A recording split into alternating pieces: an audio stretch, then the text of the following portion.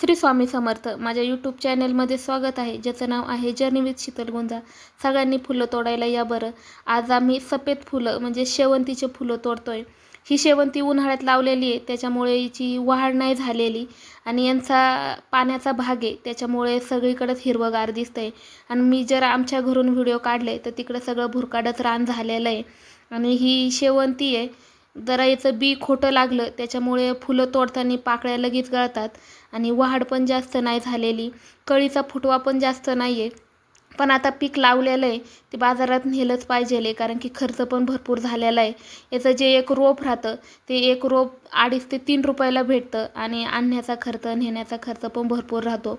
त्याच्यामुळे याच्या फुलाला बाजारात जास्त काही मागणी नाही आहे, पण नेले तर तेवढेच खर्च तरी वसूल होईल. त्याच्यामुळे आज मी तोडायला आलेली आहे. आमच्या भागाकडे सर्व पिकं आणि सर्व भाजीपाला, फळबाग सर्व पिकवलं जातं. कांदा असो, वाटाणा असो, फुलं असो, सगळं एकच प्रकार काय असा केला नाही जात. त्याच्यामुळे मग ह्या नाही पिकात जर खर्च वसूल झाला तर दुसऱ्या पिकात का होईना पण खर्च वसूल होतो. आणि आता सगळेजण जेवायला या. कांदा कापायला चाकू नव्हता तर मी ॲडजस्टमेंट केली आणि चमच्यानेच कांदा कापला होता. आता माझ्या मागं जो वाटाणा दिसत आहे ते वाटाणा सोडून दिलेला आहे. वाटाण्याला काही जास्त बाजार नाही आहे आणि मजुरीला पण परवडत नाही. आता फुलं तोडून झाले की आता वाटाणा पण मी खाण्यापुरता नेणार आहे. मला आता वाटाणे जेवढा भाजीपाला भेटेल तेवढा मी भाजीपाला उपटीतच चाललेली आहे.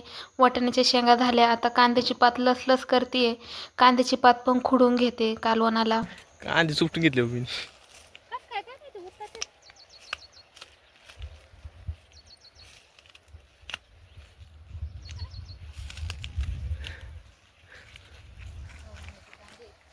बाबा भाऊ मामाचे कांदे आहेत. हे बांधवच उपटतच राहिले.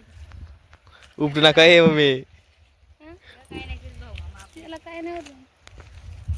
बघती बरं म्हणा काय करते. मामाला जात जाता म्हणे तुमची कांदे घेतली म्हणा.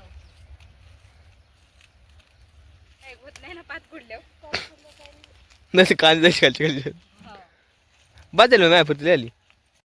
माझा सर्वात मोठा भाऊ, त्याचं नाव पण भाऊसाहेबच आहे, त्याचे हे कांदे होते आणि पहिल्यांदाच कांदे लावलेले आहेत त्यांनी. कोरोनामध्ये गावी आला आणि शेती करायला लागलेला आहे. आणि मी जे व्हिडिओ बनवते त्याच्यामध्ये पण त्याचं मोठं योगदान आहे. मला कधी पण समजूनच सांगणार की असं बनवत जा, तसं बनवत जा आणि प्रोत्साहन करतो की तू भारी काम करती. आपले जे व्हिडिओ आहेत गावाकडचे शेतीचे याचे जरा लोकांना समजून सांगते, कारण की तो पण नवीन आहे, मी पण नवीन आहे शेतीमध्ये. त्याच्यामुळे आम्ही पण अनुभव घेऊनच शिकतोय. जे शेती करण्याची आपली गावाची पद्धत आहे ती प्रत्येक गाव बदललं की शेती करण्याची पद्धत पण बदलते. आता फोनमुळं, व्हिडिओमुळे, आधुनिक या उपकरणामुळे सर्व लहान मुलांना यांना पण माहिती शेती कशी केली जाते. आम्ही मुंबईला होतो तर आम्हाला एवढं काय माहीत नव्हतं. कांदे कसे पिकवतात, फुलं कसे लावतात, कारण की उन्हाळ्याला गावी यायचो आणि त्यावेळेस वावरंसुद्धा सगळे नांगरून मोकळे झालेले राहायचे. पण आता गावाला आल्यामुळं कळतंय शेती कशी करतोय. आणि माहेरी म्हटलं की जेवण बिवण करूनच मी माझ्या घरी जाते. एकाच गावात हे राहिला आणि लांब पण नाही अंतर. आणि आता ही पनीरची भाजी केली होती, भाजी पण भारी झाली होती, पण व्हिडिओमध्ये याचा कलरच वेगळा येत होता. चला सर्वांनी जेवण करायला या. माझे असेच नवीन नवीन व्हिडिओ पाहण्याकरता माझ्या चॅनेलला लाईक करा. श्री स्वामी समर्थ.